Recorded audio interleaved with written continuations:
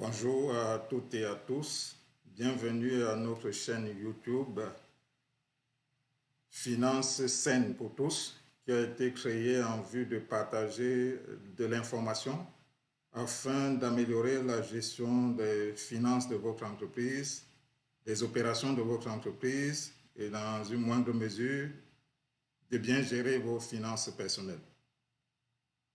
Pour cette première vidéo, nous allons nous consacrer à présenter quelques éléments sur l'amélioration de la gestion des finances et des opérations d'une entreprise.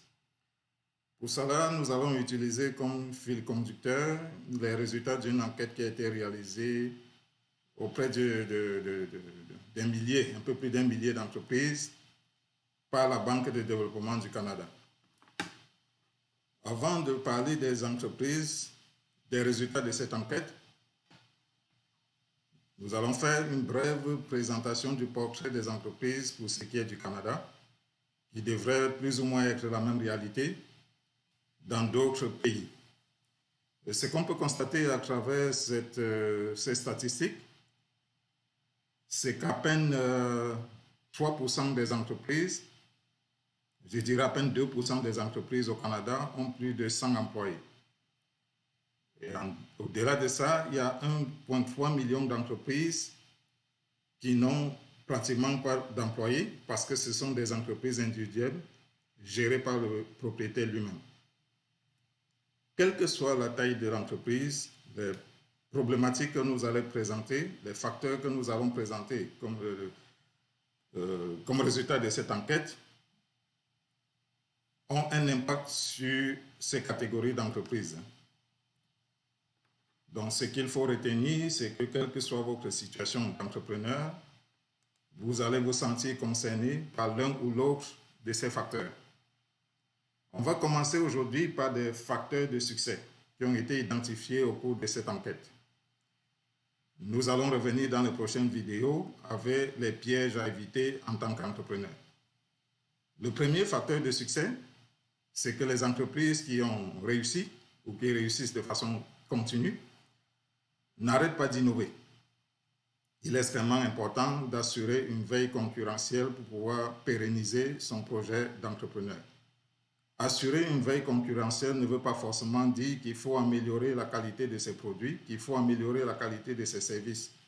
Chaque année, on peut travailler sur un aspect qui n'est pas le produit principal de l'entreprise. On peut avoir un bon produit, mais on peut intervenir sur d'autres aspects, sur les services rattachés à ce produit-là.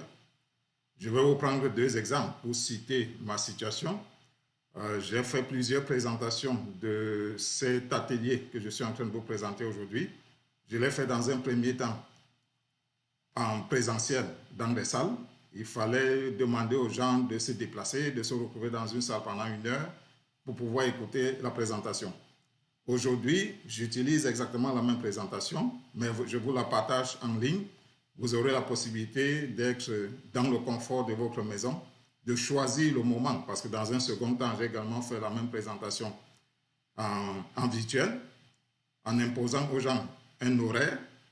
Mais aujourd'hui, j'ai offert une troisième possibilité qui est celle d'être assis dans le confort de sa maison, de choisir le moment et de décider d'écouter une partie de la vidéo et une autre partie plus tard. Donc, c'est un exemple d'amélioration, pas du produit principal. Pour prendre ce cas précis, le produit principal, c'était l'atelier qui a déjà été préparé, mais le même contenu peut être présenté différemment dans des environnements différents. Donc, quand on parle d'amélioration, ça ne se limite pas au produit, ça peut également concerner ce qu'il y a autour du produit. Le deuxième élément qui est important en tant qu'entrepreneur et qui permet aux entrepreneurs de pérenniser l'entreprise et de garantir le succès, c'est de développer des liens solides avec les fournisseurs et les clients. On a l'habitude de dire le client est roi, mais il faut déjà identifier lequel des clients est roi. Est-ce que c'est l'ensemble des clients qui ont le même poids? On peut identifier le poids de chaque client, ce qu'on appelle dans le système qualité, identifier les clients et les fournisseurs critiques. Ce qui est vrai au niveau des clients est également vrai au niveau des fournisseurs. C'est extrêmement important d'identifier la criticité des fournisseurs, d'identifier l'importance de chaque client. Ça peut être en termes de nombre de factures de ces clients-là, ce qui garantit sa capacité à revenir chez vous à chaque fois, parce que le chiffre d'affaires n'est pas forcément suffisant. On peut réaliser un gros chiffre d'affaires, mais une seule fois dans l'année, alors qu'on a des clients qui font affaire avec l'entreprise de façon récurrente. Ils font des achats toutes les semaines, ils font des achats une fois par mois. Donc, on peut identifier la criticité ou l'importance d'un client sur différents facteurs. Le troisième élément qui est assez connu de tous, c'est qu'il faut embaucher les meilleurs et les mobiliser. C'est parfois difficile à dire, ce n'est pas toujours évident à faire. Parfois, on a la bonne volonté, on a les moyens d'embaucher les meilleurs, mais on n'a pas tout le contrôle qu'il faut. On essaie de faire des efforts pour embaucher les meilleurs et les mobiliser, mais on n'a pas toujours la garantie. Toujours est-il que c'est un facteur important pour les entreprises à succès. Le quatrième élément qui me semble être le plus important, c'est d'avoir un plan solide et de mesurer ses progrès. Ça aussi, c'est facile à dire, mais dans la réalité, c'est assez complexe.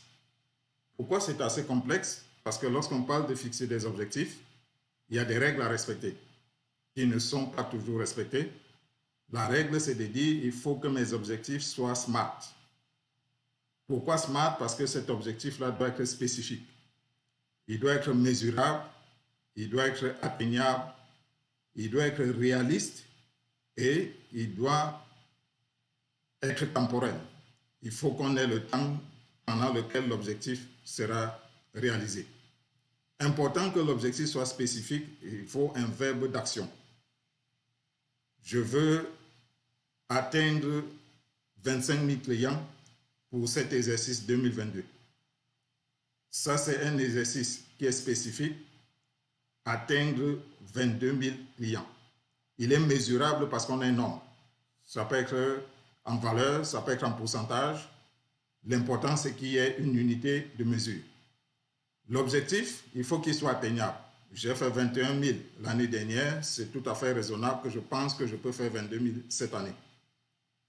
L'objectif, il faut qu'il soit réaliste dans les circonstances. Si je suis en période de Covid et que l'entreprise est fermée et que je me fixe un objectif de 22 000 clients, c'est un objectif qui peut être atteignable par rapport à l'année dernière, mais pas réaliste parce qu'il y a un contexte particulier qui ne me permettra pas de pouvoir atteindre cet objectif-là. Je l'ai dit, il faut qu'il soit temporel. J'ai précisé que cet objectif de 22 000 clients, je devrais pouvoir l'atteindre à la fin de mon exercice au 31 décembre 2022. Facile à fixer les objectifs, même s'il y a des règles à respecter. Mais quand on a fini de fixer l'objectif, la partie la plus complexe, c'est de dire, je me suis donné pour objectif d'atteindre 22 000 clients. Il faut que je puisse collecter les données, ça peut être sous format électronique ou sous format papier, de l'information qui va me permettre de savoir est-ce que j'ai atteint mon objectif de 22 000 clients ou pas. J'ai collecté les données sous format électronique ou sous format papier. Ces données-là, il faut les compiler.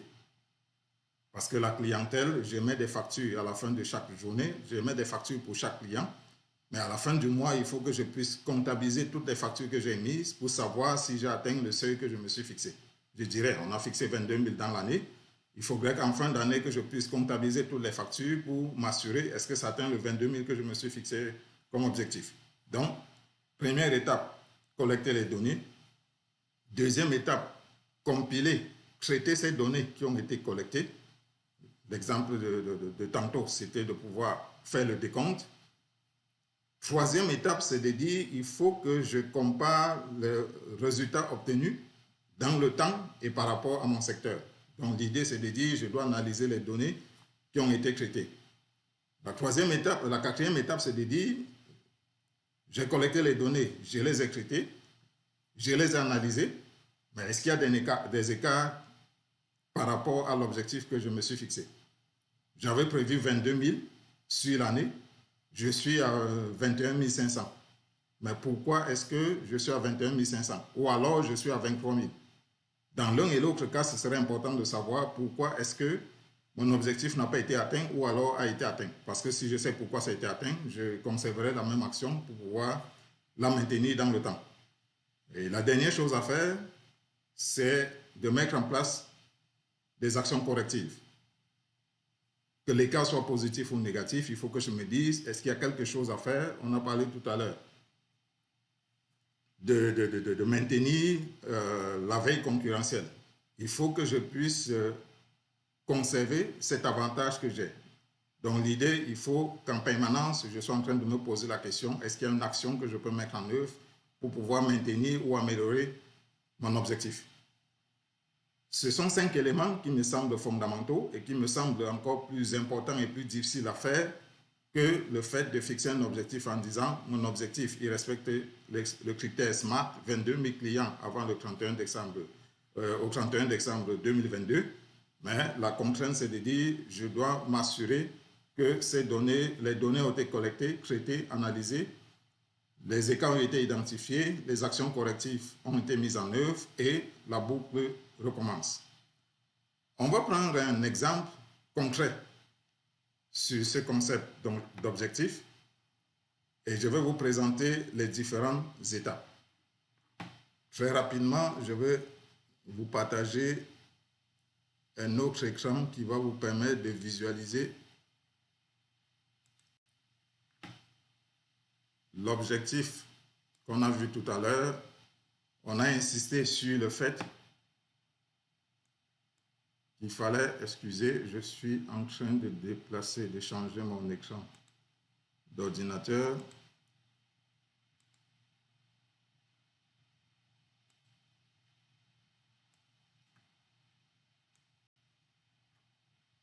Ok, c'est parfait.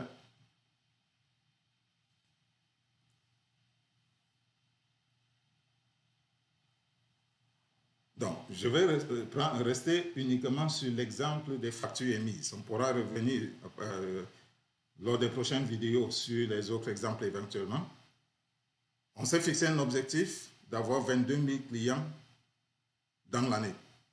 Je me rends compte que je n'ai eu que 21 141 clients. Ça, ce sont des données qui ont été collectées, qui ont été traitées. La question qui se pose, mais pourquoi je n'ai pas atteint mon 22 000 clients? Ma réaction, c'est de dire, je vais essayer de voir comment est-ce que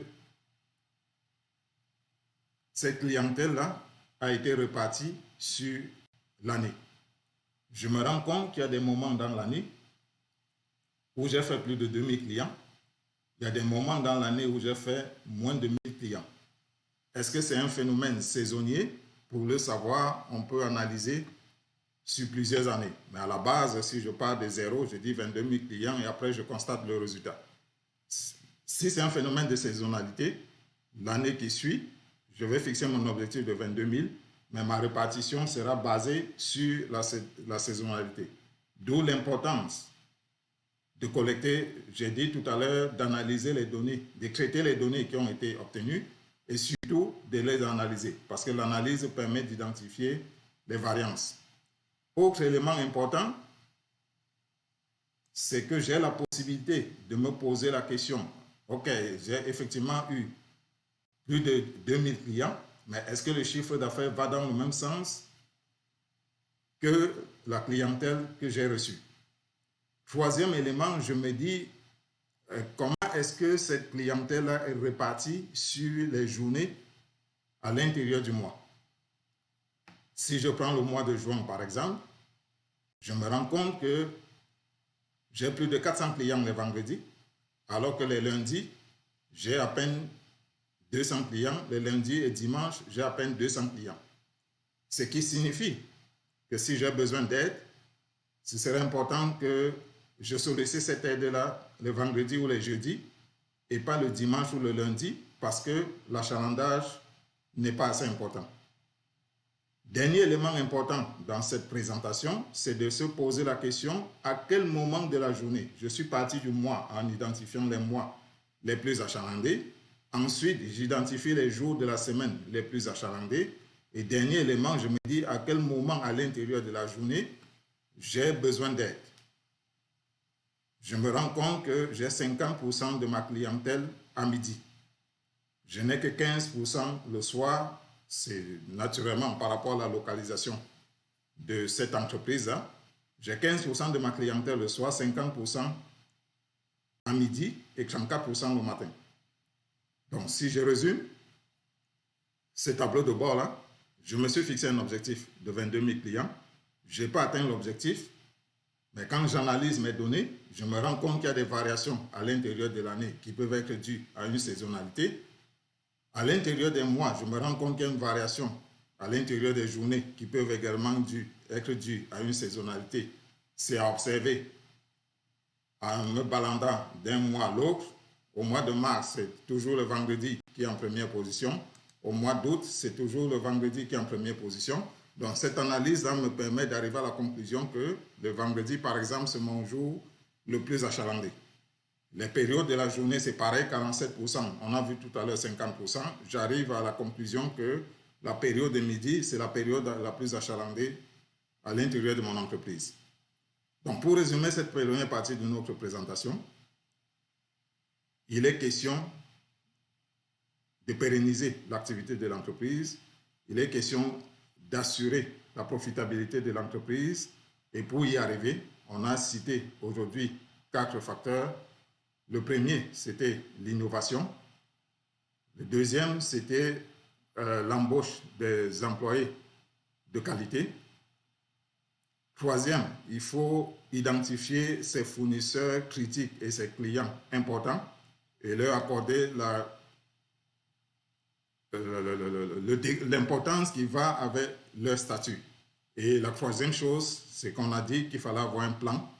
Et avoir un plan, ça signifie se fixer des objectifs qui respectent les règles de spécifiques, mesurables, atteignables, réalistes et dans le temps.